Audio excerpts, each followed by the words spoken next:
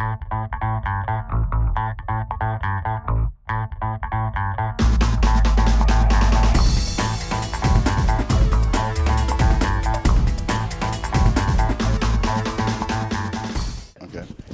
You know, Roy, I see you sitting on the desk here or something like that. Did you know that that is an old newspaper trick?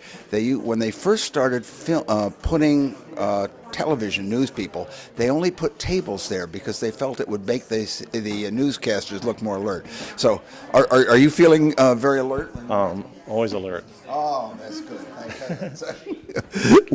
One of us should be. So. Now, you wrote this book. You're talking about how the great mass of baby boomers can retire. 10,000 people a day turning 67. President Clinton is leading the charge his year. And 10,000 people a day turning 67, 66, 65, 64, 63, all the way down to 50. Can you tell them to stop it? They're here, and they're coming strong. I see. Yeah, that's right. There may be a gap for a couple of years, and then the numbers will even be greater. So there's been things have evolved over time in retirement. Back in the day, and when I started in the business in 1982, majority of people had pensions. So you retired, and you had a nice pension that you can retire on. Well, I got to tell you, depending on which survey you believe, the average person holding a job in America today will hold it somewhere between 3.4 to 4 years, which makes the pension pretty much obsolete. Is that right? That's true, because young people today switch jobs. My children, my oldest has had 3 jobs, and my youngest has had 2 jobs, at a point that I only had 1 job. Yeah. So, that's true. The young people today feel they'll get stale if they don't switch jobs. Well, it's true to a certain extent, but I will say, when we wrote The Art of the CEO, we did that book, and we did some studies on if you want to actually take the top slot, you want to stay in the company at least 12 years, because that's where they start picking people, right? I mean, so that's senior staff. I agree with that. But we're also seeing in senior staff that they're bringing 2 or 3 people in, and they're competing for a number of years for the position. So they may be existing people or new people heading up different divisions. They bring in the most talented people they can get, and over a period of time they compete.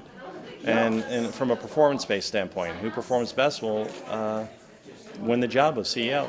Yeah. And it is, while 80-something% of CEOs in the Fortune 500 do come from within, they are the boards are, as you say, very much casting without. Now, but you didn't write this book for CEOs. Who needs to pick this book up? Small business owners, anybody planning to retire, anybody retired. Even for CEOs, there's tips in there for billion-dollar CEOs. Tips are in there. There are tips in there for individuals making $10,000 a month, $5,000 a month. There's information in there that can be very valuable to all walks of life. People of all walks. Well, I know in my own case, I face a terrible handicap because I only get paid what I'm worth by my board, and almost no one can live on that. But I do want you. The one word that I think that people do not pay enough attention to, business owners, and maybe, do you agree with me, the word exit strategy to the entrepreneur never enters his head, right? That's true, because most entrepreneurs work till the day they die. Yeah. No, that's...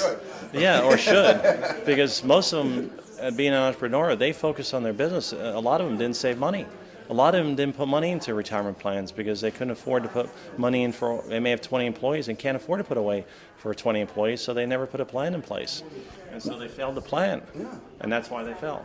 But also the tax laws have now changed. The old idea, for instance, giving $10,000 a year to each of your potential heirs of the business, that can end up short selling your business and things like that. I mean, the laws have changed drastically, right?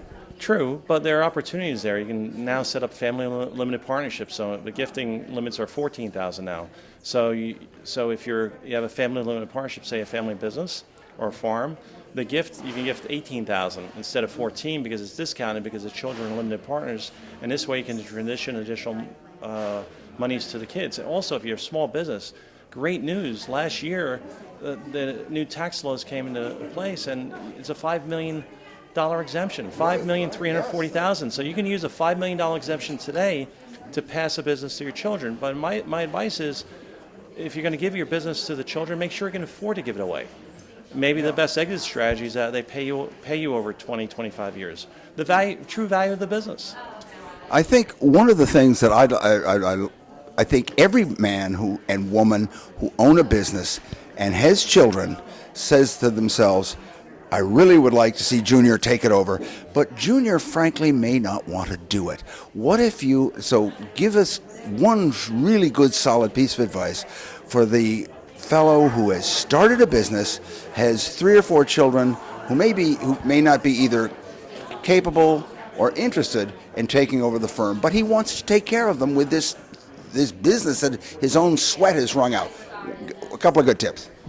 The tip is, don't put a child in a position that they're going to fail. If they don't have the capabilities to run the business, don't bring them into the business to run it. Maybe you bring maybe you bring a president to run it, and they're the CEO.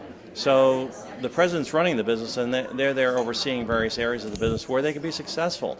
Also, if you're going to bring a child into the business, have them sweep the floors. The biggest problem I see is that you bring a child in. Great, Bart, you're a VP. Right. So that's great. So your employees resent it, that your child comes in, has no experience, and now they're a VP, and they never grow. Have them start at the bottom and learn the business from the bottom, as most of us did. In owning a business, you learn from the bottom, and that's how you become a successful business owner. And that's why a small percentage of businesses, when you look at the second generation and third generation businesses, third generation, it's minute the number that succeed because of not having the ability to run the business, because they start at such a high level. Right. Ladies and gentlemen, we have just had what we call in the Art of the CEO radio show, a quill pen moment. Take your pen, dip it in the inkwell, write down what Roy has just said here. This very, very important in passing on a business and thinking about your exit strategy. And my rule is age 30, they can come into the business. I have a son who may come into my business in the future, but he had to work somewhere else till 30. So again, he breaks in somewhere else. It's very difficult in the parent-child relationship also to train a child. They don't really listen as well to the parent as they would to somebody else until they're mature enough. Once they're mature enough, then it's a whole different story. Of course, in my case, I got married and started listening to my wife, and who has never been wrong, apparently. Are you married? Yes. Still married. Well, I really wish you all the success with the book. Now, could you tell us where people, other than in this beautiful setting right now, where can people get a copy of the book? Where should I go to get it? You can go to onlyretireonce.com, and there's a connection to Amazon there. You can go right to Amazon.com and just plug in Only Retire Once. And we have it in the Kindle and also the book version. Now, and if I want to get some advice from you and Prestige Wealth Management, how do I do that? You can call us at 908-782-0001 or go to Prestige Wealth Management at pwmg.com. We're in Princeton, New Jersey at the Route 12 Circle. Right. Thank you very much. It's been you have given a whole lot of people a whole lot of good advice just right now. Thank you.